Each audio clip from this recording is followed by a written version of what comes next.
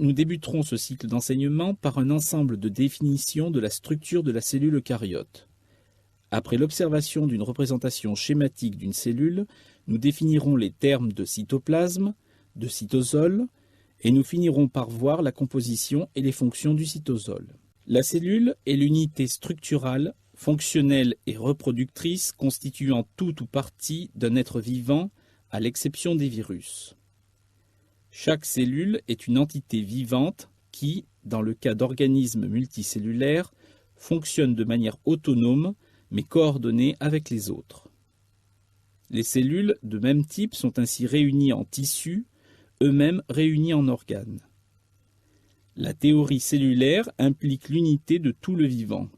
Tous les êtres vivants sont composés de cellules dont la structure fondamentale est commune, ainsi que l'homéostasie du milieu intérieur, milieu de composition physico-chimique régulé et propice au développement des cellules de l'espèce considérée. L'étude de la cellule depuis plus de 300 ans a permis de décrire ses différents constituants et de découvrir son fonctionnement du niveau moléculaire jusqu'à des modèles d'intégration globale. Vous pouvez observer ici une représentation schématique d'une cellule eucaryote. La cellule constitue une unité spatiale délimitée par une membrane appelée membrane plasmique. Celle-ci, loin d'être une limitante hermétique, constitue une surface d'échange permettant la mise en place du flux. La nature moléculaire de cette membrane et ses éléments fonctionnels vous seront décrits dans le chapitre suivant.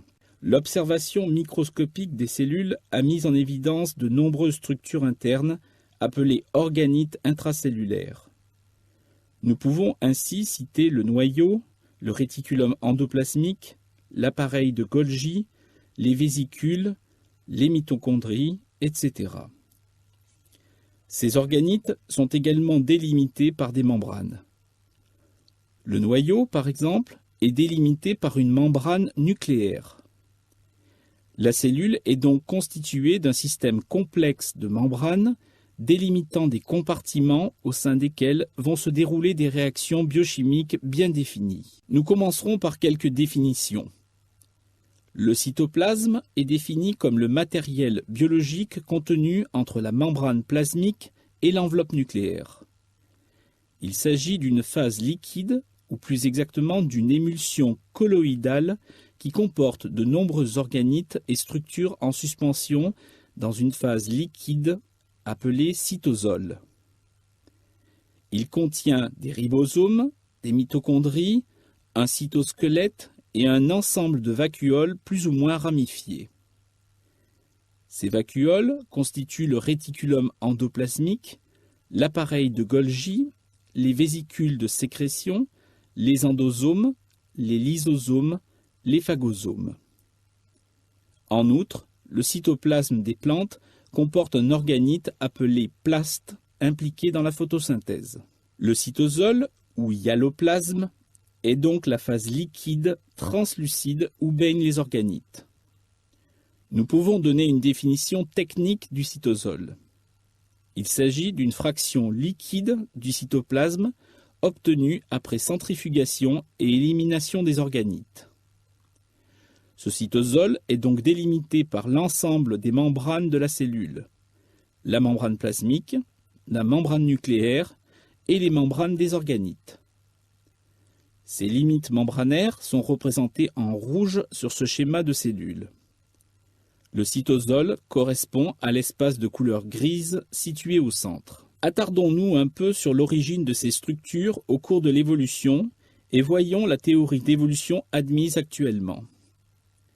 Nos cellules eucaryotes dérivent d'une cellule ancestrale de type prokaryote, c'est-à-dire une cellule à la structure très simple, le matériel biologique étant contenu dans un espace délimité par une seule membrane.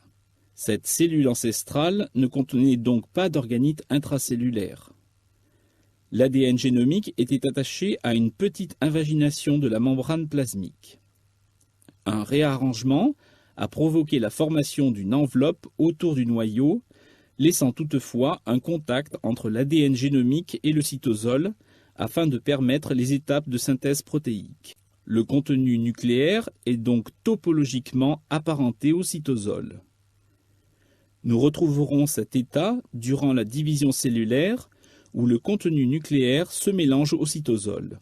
D'un autre côté, la lumière du réticulum est en continuité avec l'espace entre la membrane externe et la membrane interne du noyau, et donc topologiquement apparentée au milieu extracellulaire. Nous retrouverons ce lien topologique notamment lors du processus de synthèse de protéines sécrétées. En ce qui concerne les mitochondries et les plastes, la théorie admise sur leur origine est celle de l'endocytose d'une bactérie par une cellule pré-eucaryote. Ce mécanisme est schématisé sur les dessins du bas. Cette théorie s'appuie sur l'analyse des génomes mitochondriaux et explique pourquoi la lumière de ces organites est restée isolée du réseau de membranes intracellulaires. La cellule eucaryote comporte donc un cytosol où baignent de nombreux organites. Ces organites représentent une fraction du volume intracellulaire très variable. La majeure partie du volume cellulaire est occupée par le cytosol. Les organites occupant le plus grand volume sont les mitochondries avec 22% du volume. Le réticulum, l'appareil de Golgi et le noyau occupent des volumes compris entre 6 et 9%. Enfin, les différents types de compartiments vésiculaires n'occupent guère plus de 1% chacun. Toutefois, nous verrons que ces chiffres peuvent varier de manière importante suivant le type cellulaire et l'activité de la cellule. Les chiffres présentés ici sont les valeurs pour une cellule du foie, l'hépatocyte. Les ordres de grandeur sont donc à retenir plus que les chiffres dans l'absolu. Voyons maintenant plus en détail quelle est la composition du cytosol. Il s'agit d'une phase liquide ou plus exactement semi-liquide. En effet, la définition exacte en termes biophysiques du cytosol est celle d'un gel colloïdal 4 fois plus visqueux que l'eau. Son pH est neutre autour de 7. Pour comparaison, le pH global de la cellule est de 7,4, à rapprocher également de la valeur du pH physiologique du milieu extracellulaire aux environs de 7,45.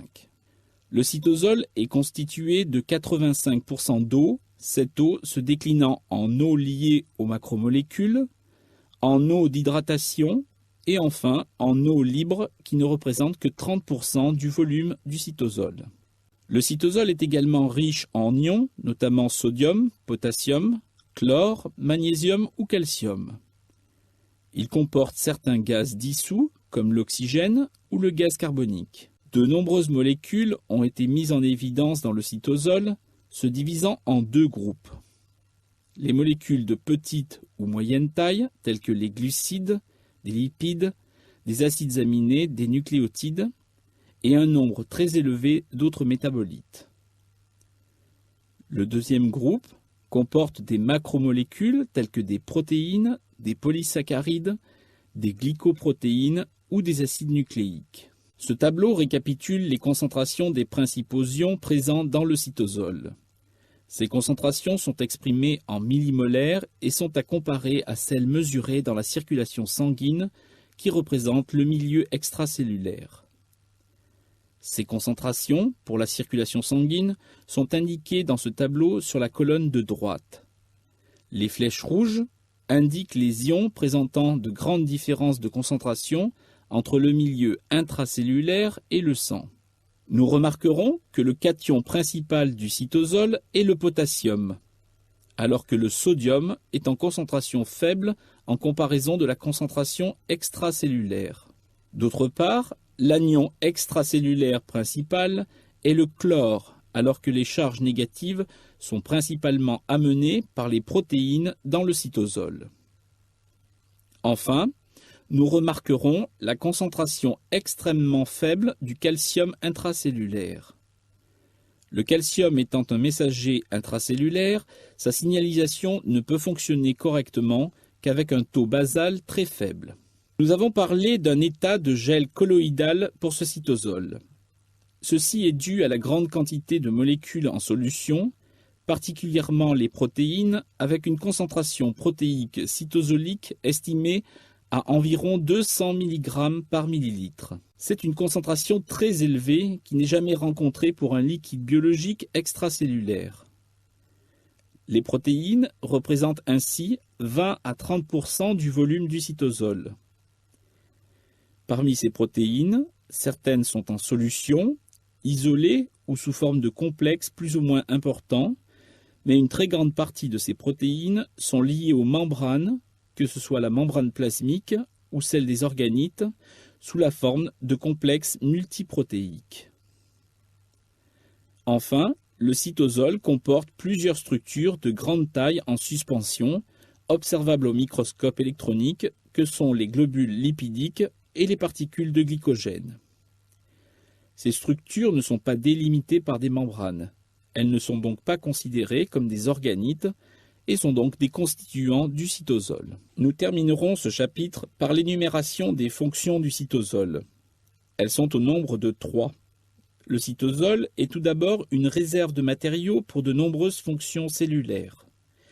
Il participe à la régulation des pH intra- et extracellulaires grâce à sa grande quantité d'eau et d'ions et à la possibilité de les mobiliser à travers les membranes, la membrane plasmique et celle des différents compartiments.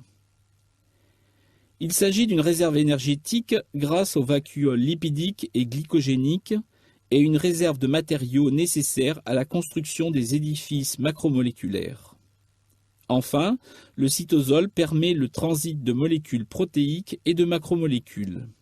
Sa deuxième fonction est celle d'un carrefour de voies métaboliques, en permettant le déroulement de nombreuses réactions enzymatiques et l'échange de métabolites et produits de réaction avec les autres compartiments. Le cytosol est le lieu de réactions anaboliques et cataboliques des glucides, des acides aminés, des acides gras et des nucléotides.